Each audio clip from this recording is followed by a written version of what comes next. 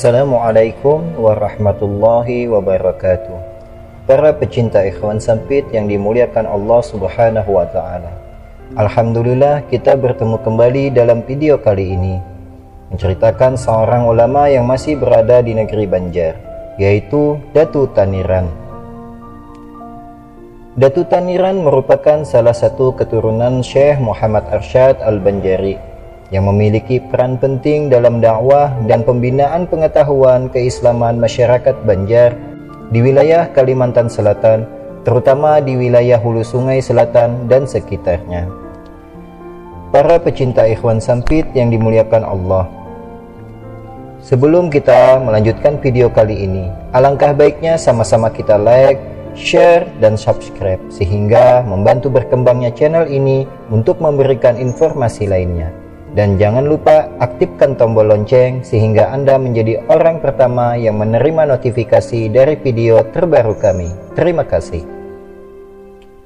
Wilayah Taniran selain menjadi tempat tinggalnya, juga menjadi pusat pembinaan kader-kader ulama yang kelak menjadi penerus tradisi keulamaan dan keilmuan Syekh Muhammad Arsyad dan Datu Taniran sendiri.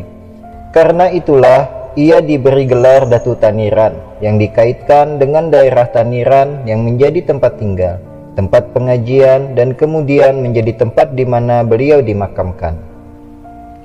Para pecinta Ikhwan Sampit rahimakumullah, nama asli Datu Taniran adalah Sa'duddin dan dikenal pula dengan nama Muhammad Thayyib. Ayahnya bernama Muhammad As'ad, mufti kerajaan Banjar, dan ibunya bernama Hamidah, berasal dari Balimau Kandangan. Garis keturunannya bersambung dengan Syekh Muhammad Arsyad Al-Banjari, berasal dari ayahnya yaitu Mufti Muhammad As'ad bin Syarifah binti Syekh Muhammad Arsyad Al-Banjari.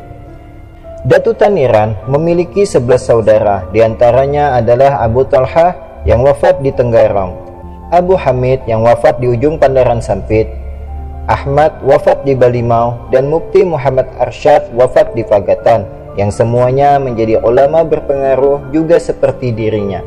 Beliau sendiri merupakan anak yang kelima dari 12 bersaudara. Datu Taniran dilahirkan di dalam pagar Martapura pada tahun 1194 Hijriah. Abu Daudi dan beberapa penulis lainnya mengkonversi tahun 1194 menjadi tahun 1774, dan ada pula yang mengkonversinya menjadi 1779 atau 1780 Masehi. Abu Daudi menyebut bahwa ketika Syekh Muhammad Arsyad wafat pada tahun 1812 Masehi, Datu Taniran berusia sekitar 33 tahun. Dengan demikian, tahun 1779 atau 1780 lebih pas sebagai tahun kelahirannya dibanding tahun 1774 Masehi. Selama di dalam pagar, Datu Taniran mendapat pendidikan agama dari Syekh Muhammad Arsyad Al-Banjari, Muhammad As'ad ayahnya, dan keturunan Syekh Arsyad lainnya. Setelah cukup lama mendapat pendidikan di lingkungan keluarga, Datu Taniran kemudian berangkat ke Timur Tengah, Makkah, untuk memperdalam pengetahuannya. Beliau berangkat ke Mekah pada usia sekitar 25 tahun. Diperkirakan keberangkatannya sekitar tahun 1804 atau 1805. Kedatangannya di Mekah bersamaan ketika wilayah itu dikuasai untuk pertama kalinya oleh dinasti Saud dan gerakan Wahabi, yaitu sekitar tahun 1803 sampai 1807. Namun dinasti Saud dan Wahabi tidak bertahan lama. Kekuasaan mereka atas Haramain berakhir pada tahun 1813 Masehi, setahun sebelum Datu Taniran kembali ke Martapura.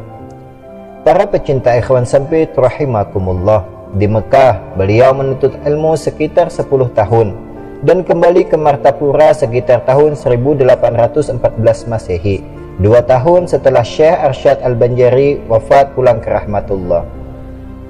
Tidak disebutkan siapa guru Datu Taniran selama belajar di Makkah. Ada kemungkinan beliau belajar kepada Syekh Ahmad Marzuki dan Syekh Daud Al-Fatani yang juga menjadi guru Khalifah Syahabuddin yang juga belajar ke Haramain pada awal abad ke-19. Selama di Martapura, Setelah kepulangannya menuntut ilmu, Datu Taniran aktif mendampingi saudara-saudaranya berdakwah dan mengajar agama ke beberapa daerah. Namun ini tidak berlangsung lama. Setelah 2 tahun di Martapura pada tahun 1816, Datu Taniran diutus ayahnya Mufti Muhammad As'ad untuk berdakwah dan mengajar agama di Taniran. Saudara-saudaranya yang lain seperti Abu Tolhah dikirim ke Pagatan Tanah Bumbu, Abu Hamid dikirim ke Pontianak, Ahmad dikirim ke Balimau, sementara Mufti Muhammad Arsyad tetap di Martapura. Dikirimnya Datu Taniran ke Taniran oleh Mufti Muhammad As'ad didasarkan atas permintaan masyarakat daerah tersebut. Masyarakat Taniran sangat gembira dengan dikabulkannya permintaan mereka. Penjemputan dan sambutan meriah pun mereka lakukan untuk menyongsong kehadiran salah seorang ulama yang berpengetahuan luas dan merupakan keturunan Syekh Muhammad Arsyad Al-Banjari. Penjemputan melalui jalur sungai menggunakan perahu bagiwas, melalui rute sungai yang melewati Sungai Nagara, dilengkapi dengan awak perahu dan jurumudi yang bernama Su Salum. Masyarakat Taniran yang saat itu dipimpin oleh Abah Soleh menghibahkan tanah perkebunan kelapa seluas 10 borongan atau sekitar 28.900 meter persegi kepada Datu Taniran sebagai bentuk kegembiraan dan rasa syukur mereka atas kesediaan Datu Taniran untuk tinggal menetap di wilayah itu. Tanah inilah yang kemudian menjadi tempat pusat pengajian agama dan tempat tinggal Datu Taniran. Diperkirakan usianya pada saat pindah ke Taniran sekitar 37 tahun. Dan peristiwa kepindahan itu diperkirakan terjadi pada tahun 1816 Masehi.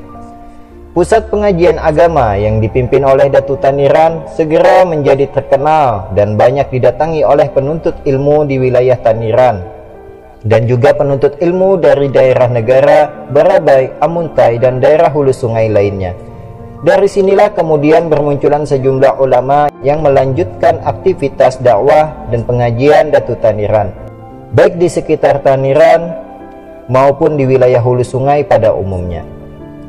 Para pecinta ikhwan sempit yang dimuliakan Allah, daya tarik penuntut ilmu terhadap Datu Taniran tidak sekedar karena ia adalah keturunan Syekh Muhammad Arsyad Al-Banjari, anak seorang mufti kerajaan, atau karena kedalaman ilmunya sebagai ulama yang pernah menuntut ilmu ke Mekah, tetapi juga karena karisma dan kepribadiannya. Beliau dikenal sebagai ulama yang wara', qanaah, lembut, pemurah dan rendah hati, adil, serta berani dalam menegakkan yang hak dan memberantas kebatilan. Beliau juga melaksanakan dakwah dengan kelakuan beliau, memberi contoh secara langsung, memelihara diri dari perbuatan-perbuatan yang dapat merendahkan kepribadian beliau, dan senang melakukan khalwat. Kesukaan beliau berkhalwat membuatnya agak sulit untuk ditemui, kecuali pada saat mengajar dan sholat di masjid. Datu Taniran berhasil mendidik murid-muridnya menjadi kader ulama dan mampu meningkatkan pengetahuan keagamaan masyarakat secara umum. Beliau juga berhasil menjadikan Taniran menjadi salah satu basis dakwah dan pengajian penting di wilayah hulu sungai. Di antara muridnya yang menjadi ulama besar di kalangan masyarakat Banjar adalah Tuan Guru Muhammad Tahir, Datu Daha Negara, Tuan Guru Ahmad Nawawi Rantau, Tuan Guru Muhammad Bamban Kandangan, Tuan Guru Abdul Qadir Taniran, Tuan Guru Muhammad Said Kandangan, dan Tuan Guru Abdul Ghani Taniran. Datu Taniran memiliki 2 orang istri dan 11 anak. Istri pertamanya Tuan Halimah Diang Gunung.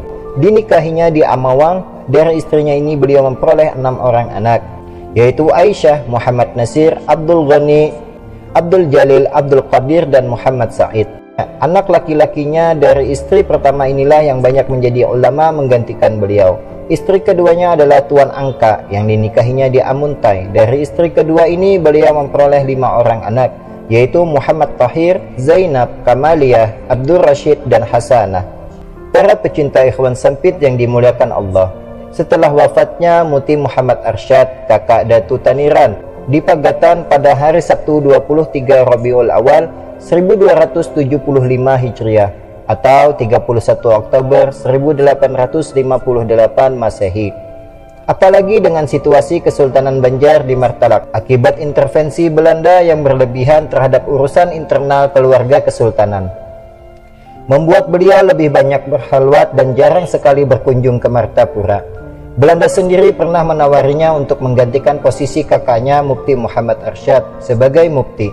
Namun tawaran itu ditolaknya karena beliau lebih suka mengabdi di masyarakat melalui pengajian yang selama ini telah dibinanya selama 20 tahunan lebih. Setelah 3 tahun wafatnya sang kakak pada tahun 1858, Inna lillahi wa inna ilaihi raji'un. Datu Taniran juga wafat pada tanggal 5 Syafar 1278 Hijriah, atau jika dikonversi ke tahun Masehi pada tanggal 12 Agustus 1861 dalam usia sekitar 81 tahun. Wallahu a'lam bisawab. Inilah biografi singkat dari Datu Taniran. Mudah-mudahan memberikan manfaat dan menjadi tauladan kita untuk menjalani kehidupan sehari-hari. Apabila ada cerita ulama yang ingin kami sampaikan, maka tulislah di kolom komentar. Akhirul kalam, salah khilaf mohon maaf. Wassalamualaikum warahmatullahi wabarakatuh.